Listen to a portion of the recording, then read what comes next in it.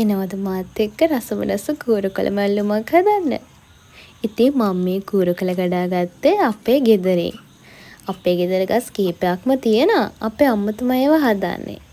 ඉතින් ඒකට ඕන අමු මිරිසුත් මං කඩාගත්තේ අපේම ගස් වලින්.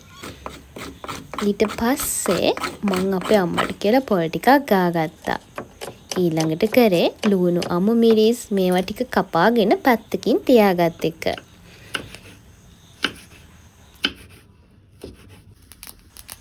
ඊළඟට තාච්චියක් ලිපේ තියාගෙන ඒක හොඳට රත් වුණාම පොල් තෙල් ටිකක් දාලා අබ්බ ටිකක් දාන්න ඕනේ පුපුරන්න. ඊට පස්සේ අපි අර කපාගත්ත ලුණු, සුදු ලුණු, අමු මිරිස් මේ ටික හොඳට තෙලේ බැදෙන්න දෙන්න ඕනේ.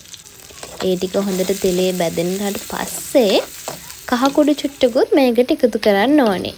කහ කුඩු ටිකකුත් එකතු කරලා ඊට පස්සේ අපි අර ගාගත්ත පොල් ටිකක් අපේ භාජනයට එකතු කරගන්නවා.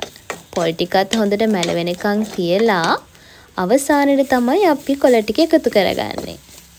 ඉතින් රස බැලුවහම ලුණු චුට්ටකුත් මදි වුණා. ඊට පස්සේ මම ලුණු ටිකකුත් එකතු කරා.